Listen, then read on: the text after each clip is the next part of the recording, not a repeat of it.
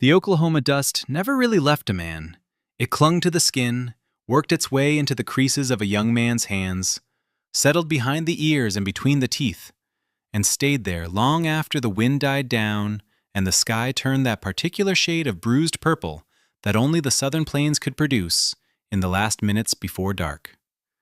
Robert Samuel Johnson knew that dust the way he knew his own name, intimately, without affection, with the quiet resignation of someone born into a landscape that offered beauty only in exchange for endurance. He was born on the 14th of February, 1921, in Lawton, Oklahoma, a town that sat on the edge of the Wichita Mountains and smelled of red clay and cattle and the distant possibility of something better. His father worked, his mother cooked.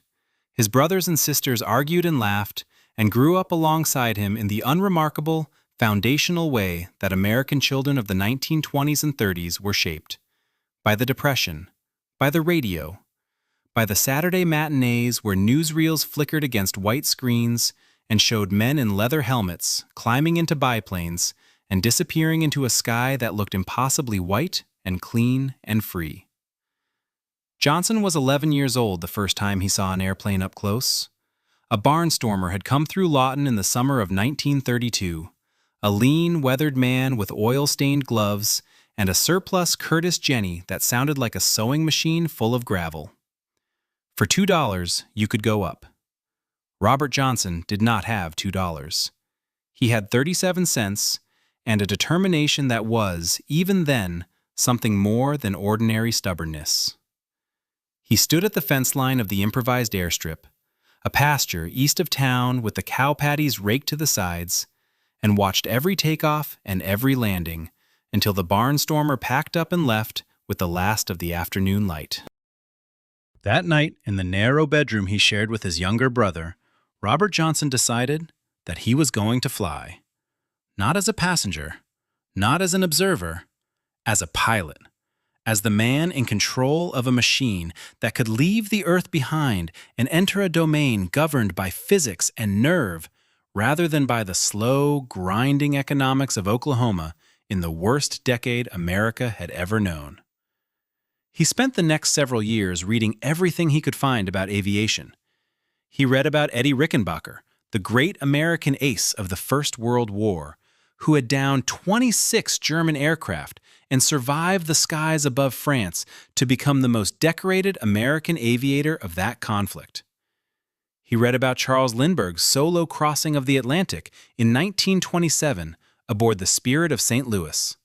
5,800 kilometers of open ocean, 33 and a half hours of controlled terror, the whole world holding its breath.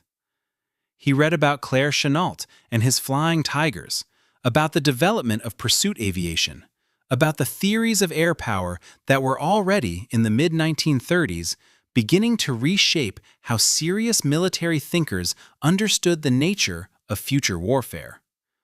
When the Japanese attacked Pearl Harbor on the 7th of December 1941, Robert Johnson was 20 years old and working at a defense plant in Lawton. He heard the news on the radio, the same Zenith console that had filled the Johnson living room with Jack Benny and Glenn Miller and the distant sound of the world going wrong in ways that a young man in Oklahoma could only partially understand. Within 48 hours of the attack, he had driven to the nearest Army Air Force's recruiting office and signed the papers that would transform him from a dust country kid with 37 cents and a dream into a candidate for the Army Air Force's Flying Training Command. The physical examination took most of a morning. The examining physician, a tired-looking major with bifocals and ink-stained fingers, went over Johnson with the methodical thoroughness of a mechanic inspecting an aircraft before a long-distance flight. Heart, lungs, reflexes, vision. It was the vision test that Robert Johnson had feared most. He had never been entirely certain that his eyes were as sharp as a fighter pilot's eyes needed to be. But the charts resolved cleanly, the numbers came back within acceptable parameters, and by noon he had been classified as physically qualified for flight training. Primary flight training took Johnson to Spartan School of Aeronautics in Tulsa, Oklahoma in the spring of 1942. He flew the Fairchild PT-19, a low-wing monoplane trainer with an open cockpit and a 200-horsepower Ranger engine that was perfectly adequate and utterly forgiving, which was, of course, the point.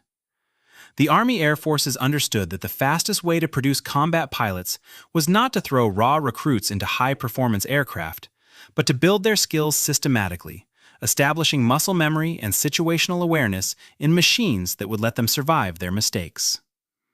Johnson was, by any objective measure, a natural. His instructors noted his smooth coordination, his instinctive feel for the aircraft's attitude, and his unusual composure in situations that produced panic in other cadets. When an engine roughed up, he did not freeze.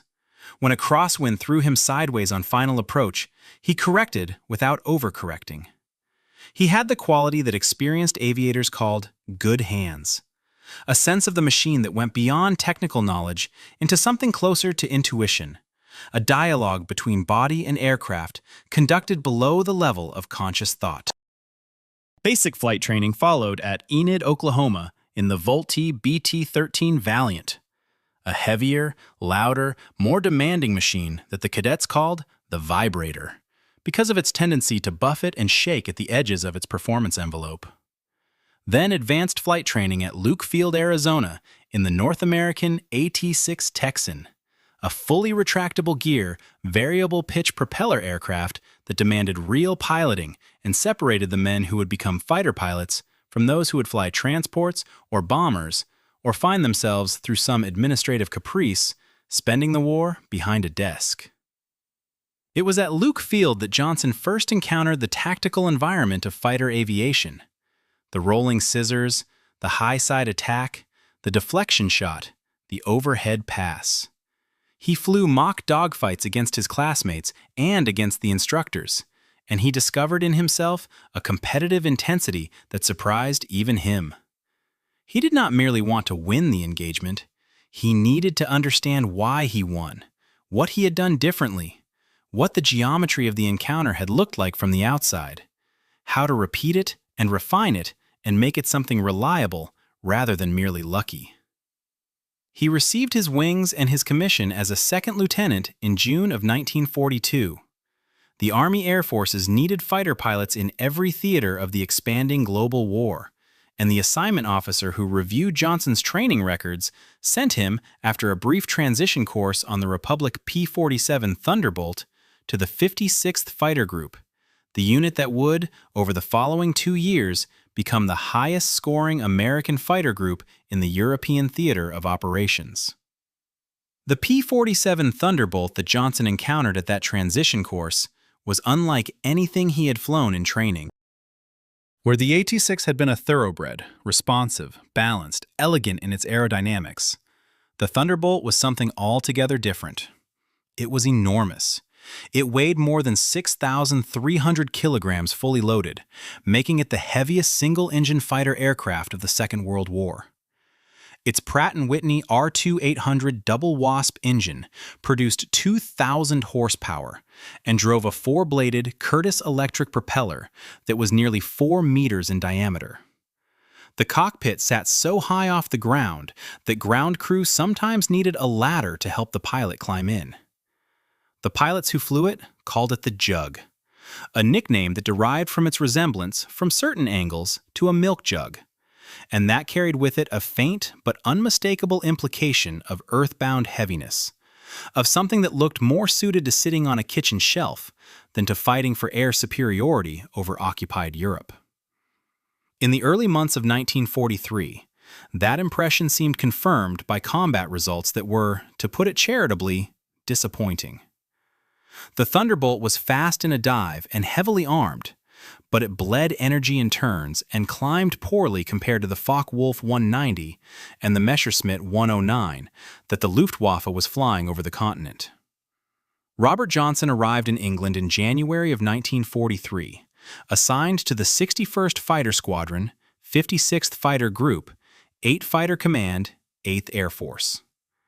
He was 22 years old, physically fit, technically qualified, and theoretically prepared for combat. He was, in every meaningful sense, ready to meet the war that had been building toward him since that Oklahoma afternoon 11 years before, when a barnstormer with a Jenny and a $2 fare had first shown him what it looked like when a machine left the earth behind and entered a sky that belonged to no one, and to everyone, and to the man brave enough to claim it. What he was not prepared for, what no amount of training could fully prepare a young man for, was the specific, irreducible reality of aerial combat over northwestern Europe in the winter and spring of 1943. The cold that penetrated every layer of clothing at altitude.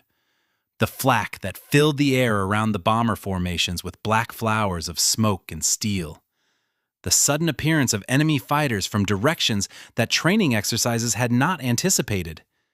And the absolute democracy of death equality of a sky in which skill and luck and mechanical reliability were woven together so tightly that no one, not Johnson, not any of the other young men in their olive-drab flight suits climbing into their Thunderbolts on the mist-shrouded English airfields, could say with certainty which thread was which, or which one, on any given day, would hold. The English countryside in January of 1943 was a landscape of remarkable, melancholy beauty. The hedgerows lay bare and black against fields that the frost had turned the color of pewter, and the morning mists that rolled in from the North Sea wrapped the airfields of East Anglia in a gauze so thick that a man standing at one end of the runway could barely make out the control tower at the other. Halesworth, where the 56th Fighter Group had established its base of operations, was a collection of Nissen huts, pierced steel planking, muddy taxiways, and the perpetual smell of aviation fuel and wet wool that Johnson would later say was the defining sensory experience of his time in England. More than the food, more than the accents, more than the architecture of the village pubs where the pilots gathered in the evenings to drink warm bitter and talk about everything except what they had seen that day above the clouds.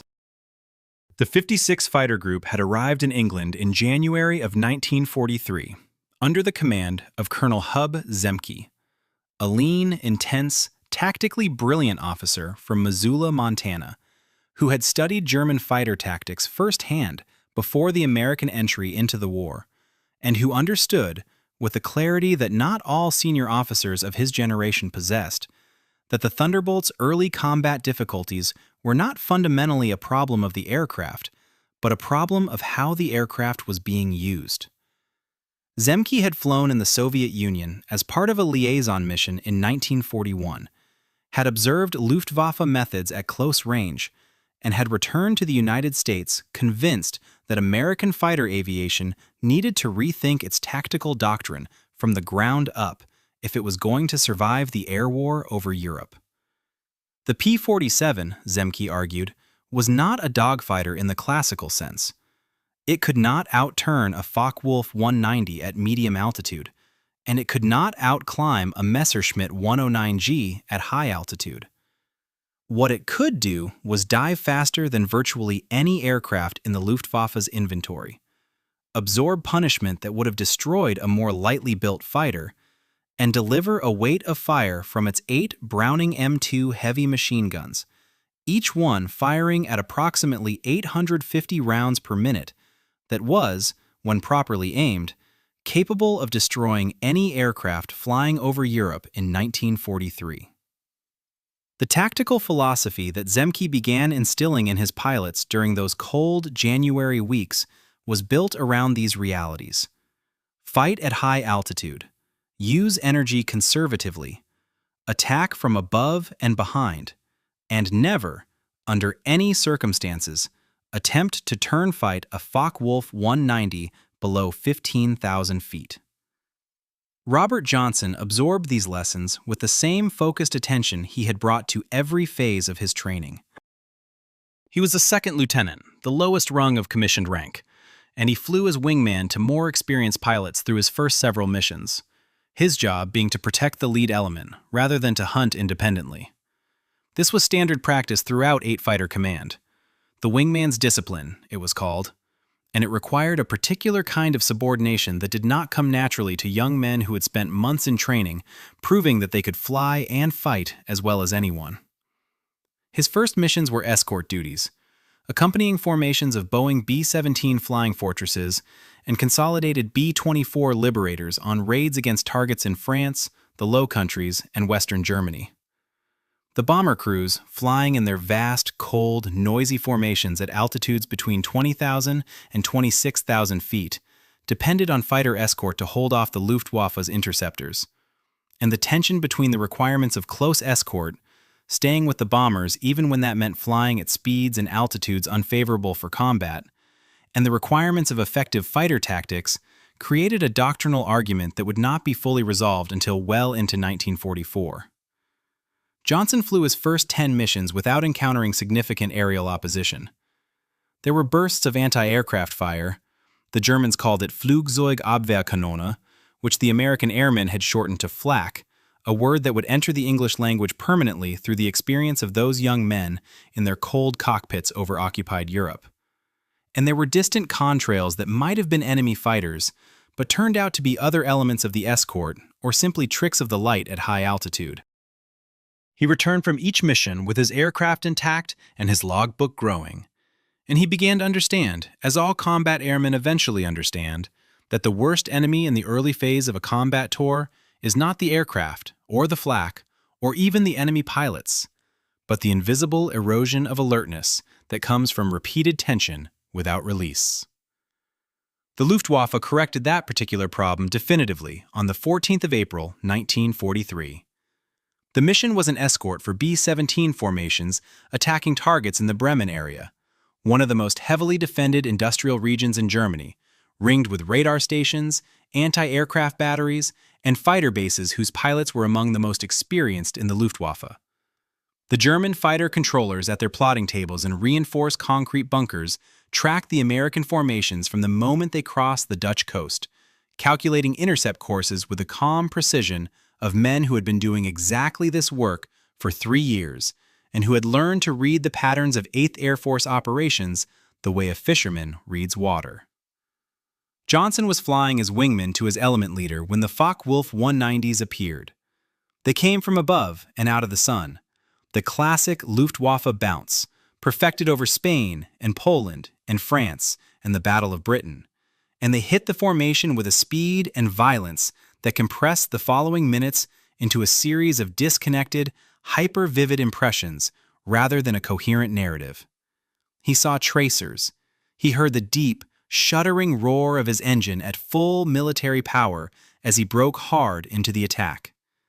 He saw a Focke-Wulf flash past so close that he could make out the yellow spinner on its propeller and the black cross on its wing. And then the aircraft was gone, and he was alone in a sky that seemed suddenly to be full of airplanes going in every direction simultaneously. He fired his guns for the first time in combat on that mission. A long burst at a Focke-Wulf that crossed his nose at a difficult angle, requiring more deflection than he was prepared to calculate accurately in the confusion of the engagement. He did not score a kill. He did not expect to. What he learned from those few seconds of trigger time was more valuable than any number of gunnery exercises back in the States. The gun sight moved differently in real combat than in training. The target moved differently. His own hands moved differently. And the margin between a hit and a miss was measured in hundredths of a second and fractions of a degree that had to become instinctive before they could become reliable. He returned to Halesworth that afternoon, shaken, alive, and deeply aware of how much he still did not know. Through April and May of 1943, Johnson flew mission after mission, accumulating the kind of combat experience that no training program could replicate. He began to develop what the fighter pilots of that era called situational awareness, a continuous 360-degree picture of the tactical environment that existed not on any instrument in the cockpit, but in the pilot's mind, assembled from fragmentary visual data, radio transmissions, engine sound, airspeed, altitude, and something harder to define, a pattern recognition faculty that the most effective fighter pilots developed to an extraordinary degree, and that the least effective pilots never developed at all, which was frequently why they did not survive their tours. He scored his first confirmed aerial victory on the 13th of June, 1943, a Focke-Wulf 190 that he caught in a high-speed diving attack south of the Zuider Zee, holding his fire until the range had closed to less than 150 meters, and then firing all 8 guns in a concentrated burst that tore through the German fighter's engine cowling and sent it rolling inverted into a shallow dive from which it did not recover. He watched the aircraft go down, noted the location and the time on his kneeboard, and filed the claim with the group intelligence officer upon landing. The confirmation came 2 days later, along with the notation in his logbook that marked the moment when Robert Johnson ceased to be a combat inexperienced second lieutenant and became something else, a man who had killed in the air and survived the killing and was prepared, in the particular cold calculus of aerial warfare, to do it again. By the late summer of 1943, he had added several more victories to his score and had been promoted to first lieutenant. The 56th Fighter Group as a whole was developing the cohesion and tactical sophistication that Zemke had been building towards since January, an organization in which individual skill and group discipline reinforced each other, where pilots trusted their wingmen and their wingmen trusted them, and where the accumulated knowledge of several months of hard combat was being distilled into methods and habits that were making the group progressively more effective and progressively more dangerous to the Luftwaffe pilots who encountered them over the skies of northwestern Europe. It was against this background of developing competence and growing confidence, but also of constant attrition, of friends who went up on a Tuesday morning and did not come back, of the empty chairs in the briefing room and the empty hooks in the locker room, and the particular silence that fell over a squadron when another pilot's name was removed from the duty roster, that Robert Johnson flew the mission of the 26th of June, 1943. The mission that would become, in the history of American fighter aviation in the Second World War, one of the most extraordinary individual survival stories ever recorded. He did not know, climbing into his Thunderbolt that morning, with the English mist still thick on the grass, and the ground crew going through the pre-flight checks with the methodical efficiency of men who understood that their thoroughness was directly connected to the probability of seeing this particular pilot again, that the day was going to be different from any other day. No one ever did. That was, in its own way, the most terrible and most human thing about the air war over Europe in 1943. That it gave no warnings, made no promises, and maintained, in its violence and its randomness, a perfect, democratic indifference to the plans and hopes of the young men who flew through it. The briefing for the mission of the 26th of June, 1943, began at 0530 hours in the low-ceilinged Nissen hut that served as the 56th Fighter Group's operations room. The intelligence officer, a careful, bespectacled captain named Wainwright, who had taught European history at a small college in Vermont before the war, and who now spent his days translating the abstractions of strategic bombing theory into the concrete operational language that pilots needed before they climbed into their aircraft, stood before a map of northwestern Europe and outlined the day's mission with the practiced economy of a man who understood that his audience was simultaneously eager for information and deeply reluctant to spend more time in this room than was absolutely necessary. The mission was a sweep and escort operation over northwestern Germany, supporting B-17 formations attacking industrial targets in the Wilhelmshaven and Emden areas. 8 Fighter Command had determined that the Luftwaffe fighter response to American bomber raids in this sector had been intensifying through June, and that a strong fighter sweep ahead of the bomber stream would either draw off a portion of the German interceptors or provide the escort elements with opportunities to engage them on terms more favorable than the close escort doctrine typically permitted. The weather forecast called for scattered cloud at approximately 12,000 feet, clear above 18,000, with good visibility over the target areas. Johnson noted the intelligence officer's summary of expected enemy opposition with the attention of a man who had learned, through hard experience, that the difference between moderate and intense fighter opposition was measured not in the abstract language of intelligence assessments, but in the very specific reality of how many yellow-nosed Focke-Wulfs appeared in his mirror on the way home.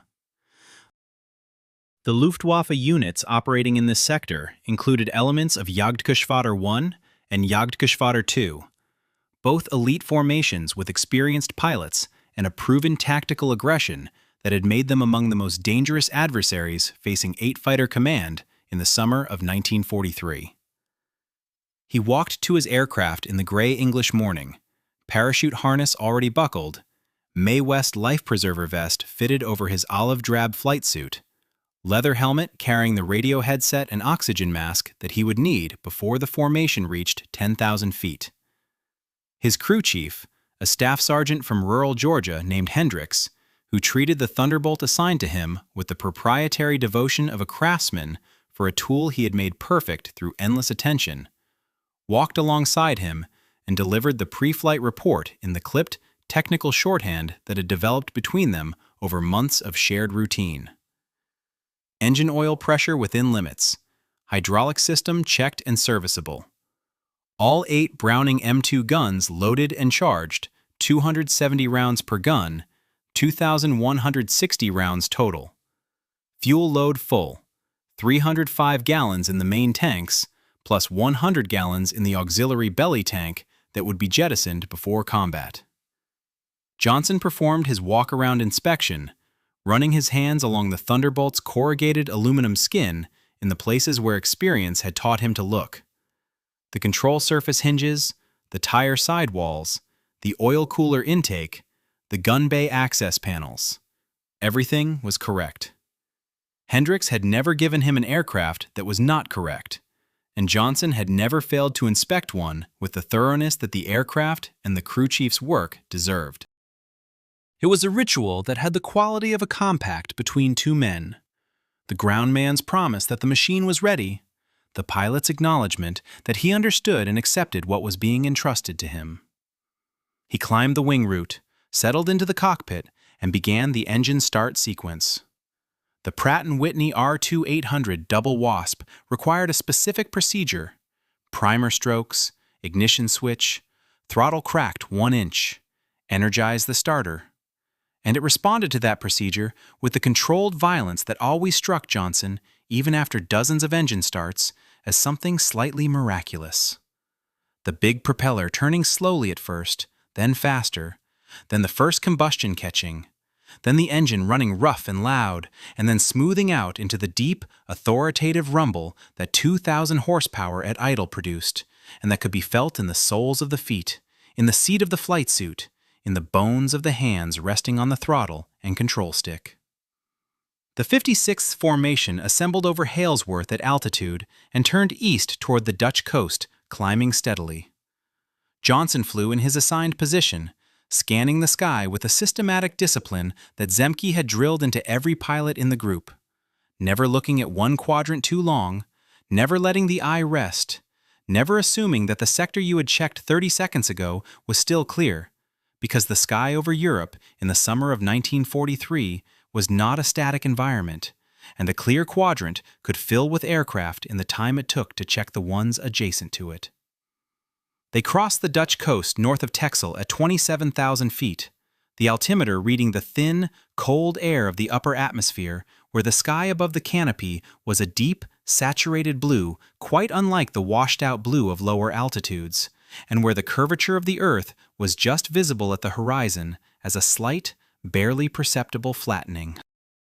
The temperature outside the aircraft at that altitude was approximately minus 45 degrees Celsius, and even inside the cockpit, with the heat of the engine conducted through the firewall, it was cold enough that the moisture from Johnson's breathing left a thin film of ice on the inside of the canopy near the oxygen mask. The radio carried the normal traffic of a large formation in enemy airspace: terse position reports, altitude calls, the occasional reminder from the flight leaders to maintain formation integrity and keep the weave going. And then, without warning, The voice of a pilot in the leading element came across the frequency with the particular controlled urgency that fighter pilots use to report what they most feared and most anticipated simultaneously. "Bandits, 2 o'clock high. Many, many bandits." They came down from above and ahead, a large formation of Focke-Wulf 190s, perhaps 30 to 40 aircraft, diving from an altitude advantage of several thousand feet, with a speed and organization that indicated they had been directed to this intercept by the German ground control network with enough lead time to position themselves properly. The Focke-Wulf 190A4 variant that equipped the Jagdgeschwader units in this sector was powered by a BMW 801D radial engine, producing 1,700 horsepower, and in a dive from altitude, it could reach speeds approaching 700 kilometers per hour. Fast enough that the engagement, when it came, would be measured in seconds rather than minutes. Johnson broke hard toward the attack as training and instinct commanded simultaneously. The Thunderbolt responded to the full deflection aileron input with the ponderous authority of a large, heavy aircraft. Slower to roll than the Focke-Wulf, slower to reverse, but building energy in the dive with an acceleration that its German adversaries could not match. He was searching for a target, pulling lead on a Focke-Wulf that crossed his nose at high angle off, when the world came apart around him with a violence so sudden and complete that his conscious mind required several seconds to assemble what his body had already understood.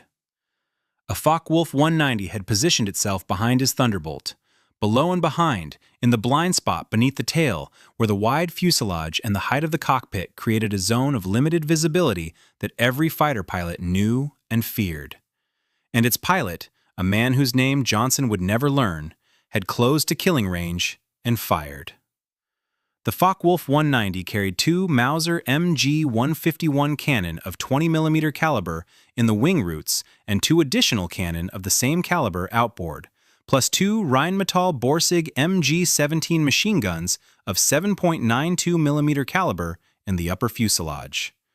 At close range, this armament could destroy virtually any aircraft in the sky over Europe in approximately 1 second of sustained fire. What saved Robert Johnson in that first instant was not skill, not awareness, and not the armor plate built into the Thunderbolt seat and cockpit, though that armor would matter enormously in what followed. What saved him initially was the fractional second lag between the German pilot's trigger pull and the moment when the rounds reached the Thunderbolt's tail section, a lag during which Johnson's hard brake had moved the aircraft just far enough that the full weight of the burst, instead of concentrating on the cockpit and engine where it would have been immediately fatal, distributed itself across the rear fuselage, the empennage, and the right side of the aircraft. The hits came in a series of impacts that Johnson described afterward as feeling like a giant repeatedly striking the aircraft with a sledgehammer. Not a single blow, but a rapid, rhythmic series of concussions that transmitted through the airframe, into the seat, the rudder pedals, the control stick, and the pilot's body, with a physical immediacy that was unlike anything he had experienced before. The aircraft shuddered. Warning lights illuminated on the instrument panel. The hydraulic pressure gauge dropped towards 0 as the lines serving the system were severed by cannon fragments. The canopy, struck by debris, cracked along its right side in a pattern that suggested it might not survive a significant change in airspeed or altitude. He counted afterward from the damage assessment that Hendricks and the maintenance crew would perform on the aircraft upon its return to Halesworth that more than 20 individual rounds had struck his Thunderbolt in that first pass, a number that, in any other single-engine fighter of that era, would have represented a death sentence as absolute and final as any delivered in the air war over Europe. The Supermarine Spitfire, superb as it was, could not have survived that weight of fire. The Curtiss P-40 Warhawk could not have survived it. Even the Lockheed P-38 Lightning, with its twin-engine redundancy, would have been in catastrophic difficulty from similar damage to a single aircraft. But the Thunderbolt was not any other aircraft. It was the product of Alexander Kartvelny's design philosophy, a Russian-born engineer who had come to Republic Aviation with a conviction that a fighter aircraft should be built not merely to fly and fight, but to absorb the worst that an enemy could deliver and still bring its pilot home. The R-2800 engine, despite the fragments that had torn through the cowling and struck the accessory section, continued to run.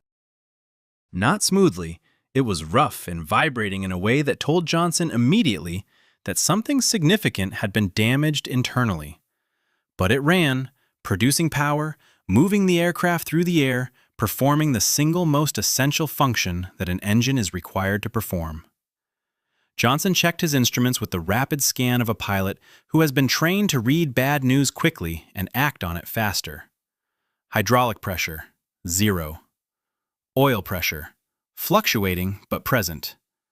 Oil temperature, rising, which was dangerous but not yet critical. Fuel. The belly tank had been punctured and was likely empty, or nearly so. He reached down and toggled the jettison handle, feeling the slight buffet as the tank released and fell away beneath the aircraft. Airspeed, 340 kilometers per hour and decreasing. Altitude, 23,000 feet and descending as the damaged engine struggled to maintain level flight. And then the Focke-Wulf came around for a second pass.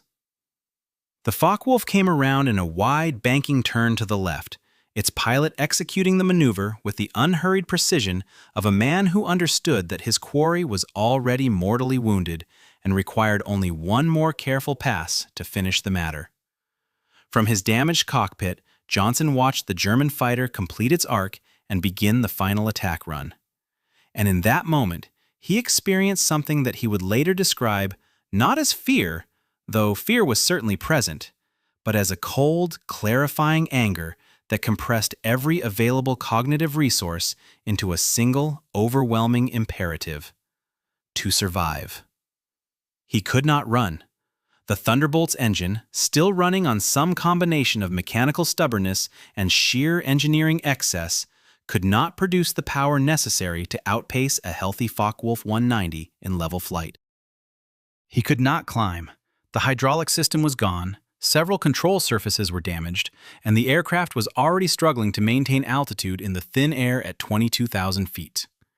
What he could do, drawing on every hour of the combat experience accumulated through months of flying over northwestern Europe, was make himself the most difficult possible target for the German pilot closing behind him. He began a series of violent, irregular, evasive maneuvers, hard brakes alternating left and right, sudden pushes forward on the stick that produced negative G and sent everything loose in the cockpit floating momentarily toward the canopy, steep banks that traded altitude for airspeed and airspeed for the unpredictability that was, in the final analysis, the damaged aircraft's only remaining defensive resource. The Thunderbolt responded sluggishly, its wounded control surfaces transmitting the inputs with a lag and imprecision that required Johnson to anticipate the aircraft's behavior rather than simply react to it. A fundamentally different and far more demanding form of flying than anything the training syllabus had prepared him for. The Focke-Wulf fired again. The rounds, a mixture of cannon shells and machine gun bullets, struck the Thunderbolt's right wing and forward fuselage in a burst that lasted perhaps 1.5 seconds, but added another cluster of impacts to the damage already sustained. A 20mm cannon shell detonated against the right side of the cockpit area, and fragments of the shell casing and the aircraft's own structure peppered the right side of Johnson's flight suit and the right side of his face. He was not seriously wounded. The armor plate behind the seat and the armored glass of the windscreen had absorbed the worst of the blast, but blood was running into his right eye from a scalp laceration above the temple, and the cockpit was filling with a thin, acrid smoke that carried the smell of burning electrical insulation. The canopy, already cracked from the first attack, had now been damaged further. Johnson reached for the canopy jettison handle, a yellow-painted T-grip mounted to the right of the instrument panel, and pulled it. Nothing happened. The mechanism, damaged by the same burst that had cracked the canopy, had jammed. He was locked inside a burning, crippled aircraft at 21,000 feet over the North Sea, with a German fighter pilot methodically attempting to complete his destruction, and the exit from his cockpit was sealed. He pulled the handle again, and again. On the fourth pull, with a force that left his hand shaking, the canopy released and was instantly torn away by the 300 km/h slipstream, taking with it the smoke and the relative warmth of the enclosed cockpit and replacing them with the full, savage cold of the upper atmosphere. -40 degrees against his face, tearing at his oxygen mask, flooding his eyes so that the tears that formed were immediately chilled to near freezing on his cheeks. He could bail out. The option existed technically. The canopy was gone, the aircraft was in increasingly desperate condition, and the North Sea below him was a gray, featureless expanse that extended from the Dutch coast to the English shore. But the water temperature in the North Sea in June of 1943 was approximately 12 degrees Celsius, cold enough to produce incapacitation through hypothermia within 30 minutes and death within 1 to 2 hours, even in a man wearing a Mae West life preserver. The Air-Sea Rescue Organization that 8 Air Force maintained for exactly these situations, the Walrus amphibians and the high-speed rescue launches, was good, but it was not fast enough to be reliable at this distance from the English coast. He decided to fly the aircraft home. It was not a decision in any formal sense, not a weighing of alternatives with time and clarity that the word decision implies. It was something more immediate and more absolute, a refusal, conducted in the marrow of the bones rather than in the reasoning mind, to accept the outcome that the evidence of his instruments and the testimony of his wounds and the presence of the Focke-Wulf now making its third attack run all insisted was inevitable. The German pilot fired for the third time. The burst struck the Thunderbolt's tail section, damaging the elevator trim tab and further degrading the already compromised longitudinal control. Johnson felt the aircraft trying to pitch nose down and applied back pressure on the stick to counteract it, pressure that he would have to maintain without relief for as long as the flight lasted, because the trim system that would normally have held the nose attitude automatically was no longer functioning. And then, as inexplicably as it had begun, the Focke-Wulf broke off the engagement. The German pilot, running low on ammunition perhaps, or fuel, or both, or called off by ground control for reasons that Johnson could not know and would never learn, rolled away to the south and disappeared, leaving behind a sky that was suddenly, impossibly, empty. Johnson was alone. Below him, the gray water of the North Sea stretched toward England. His engine was still running. He pointed the nose west and began the long, damaged, freezing, bleeding, improbable flight home. The North Sea in late June was not the North Sea of summer postcards and peacetime ferry crossings. At altitude, with an open cockpit and no canopy, it was a gray, indifferent immensity that stretched below Johnson's damaged Thunderbolt like a vast, cold judgment, neither hostile nor merciful, simply present, simply enormous, simply there in the way that natural forces are there when a man finds himself alone against them, without the ordinary protections that civilization provides. The wind tore at his face continuously. His right eye, where the blood from the scalp laceration had partially dried and then been whipped by the slipstream into a stiff, uncomfortable mask, was swollen enough to narrow his field of vision on that side. His right hand, maintaining the constant back pressure on the control stick that the damaged elevator trim required, was beginning to cramp in the cold, with a persistence that he managed by shifting grip, flexing his fingers inside the leather glove, and refusing to acknowledge that the pain was anything other than an inconvenience. The engine continued to run. This was, in the totality of Robert Johnson's situation on the morning of the 26th of June, 1943, the single fact upon which everything else depended, and he was aware of it with a completeness and a gratitude that he had never felt toward a mechanical object before, and would never entirely stop feeling toward this particular one afterward. The Pratt and Whitney R-2800 Double Wasp had been designed to a standard of reliability that its engineers had established through thousands of hours of bench testing and operational experience, and it was now demonstrating, in the most demanding possible real-world conditions, that the standard had been correctly set. Oil temperature was high. Oil pressure was fluctuating. The engine was running rough enough that the vibration transmitted through the airframe was a continuous, bone-deep discomfort. But it was running, producing approximately 60% of its rated power, moving the aircraft westward at something between 240 and 260 kilometers per hour. Slow for a Thunderbolt, dangerously slow in enemy airspace, but sufficient. He descended gradually as he flew west, trading altitude for airspeed and accepting the lower altitude's warmer temperature as partial compensation for the open cockpit's continuous assault on his face and hands. At 12,000 feet, the temperature was merely brutally cold rather than lethally cold, and he could feel sensation returning to his fingertips in the hand that was not holding the stick. A painful, pins and needles return that he welcomed, because it confirmed that frostbite, which had been a genuine concern during the highest, coldest portion of the flight, had not yet done permanent damage. The Dutch coast appeared below him after what felt like several hours, but was, by the clock on the instrument panel, still functioning, one of the few instruments that the German fire had left entirely intact, approximately 47 minutes after the Focke-Wulf had broken off the engagement. He crossed the coast at 8,000 feet, low enough that the anti-aircraft batteries defending the coastal installations could engage him, and two bursts of heavy flak appeared to his left and slightly below, close enough that he could see the black smoke of the detonations against the gray sky and feel the concussive pressure of the blasts through the open cockpit.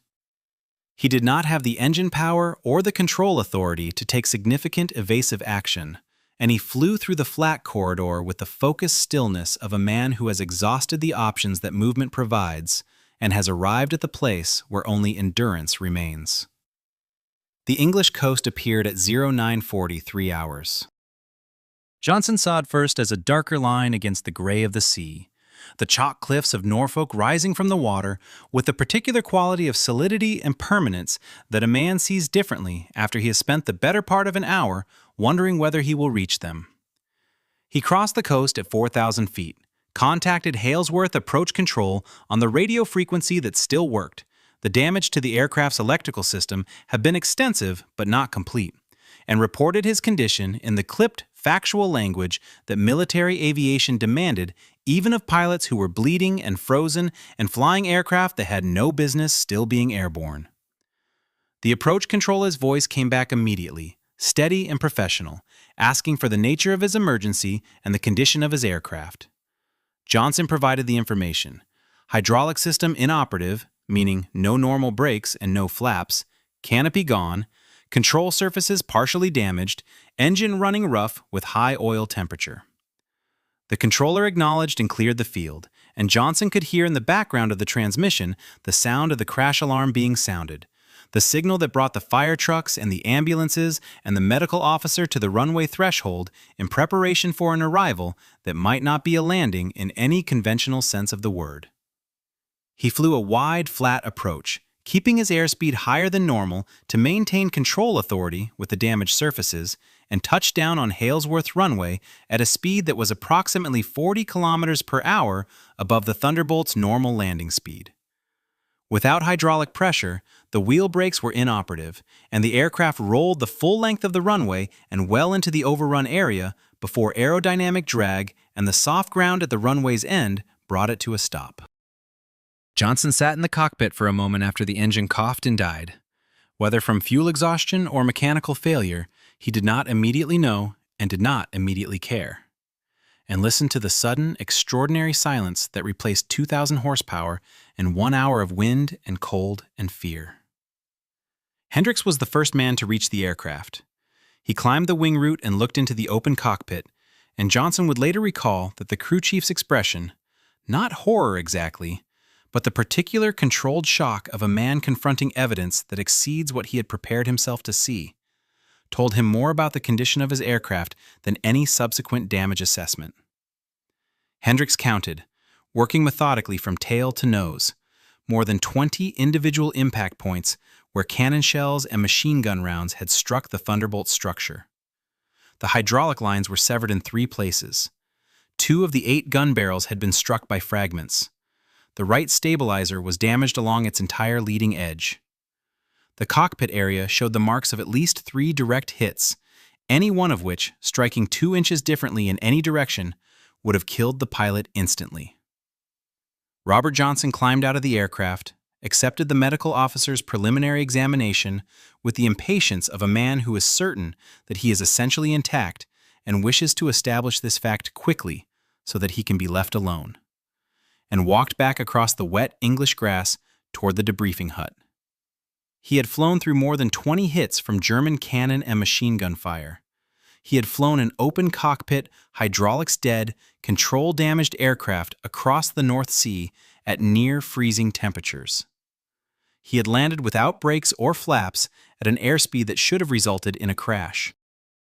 He was 22 years old, and he was alive, and the Thunderbolt that Alexander Kartveli had built, and Hendricks had maintained, and Johnson had flown, had proven, in the most definitive possible terms, that a machine built to bring its pilot home would do exactly that, against odds that no engineer's calculation and no pilot's courage alone could have guaranteed. Johnson went on to complete his combat tour, ultimately scoring 27 confirmed aerial victories, tying Eddie Rickenbacker's First World War record for American fighter pilots, and establishing himself as one of the greatest fighter aces in the history of American aviation. He returned to the United States in May of 1944, was decorated with the Distinguished Service Cross, the Silver Star, the Air Medal with numerous oak leaf clusters, and numerous other decorations, and spent the remainder of the war training the next generation of fighter pilots who would inherit the sky over Europe that he and the men of the 56 Fighter Group had fought, at such cost and with such extraordinary courage, to claim. The Thunderbolt that brought him home on the 26th of June 1943 was assessed as beyond economical repair and was struck from the inventory. Hendricks, by his own account, stood beside it for a long time before the salvage crew arrived. He did not say what he was thinking. Some things, in the particular emotional language of men who have spent a war keeping other men alive through the quality of their work, do not require words. The end.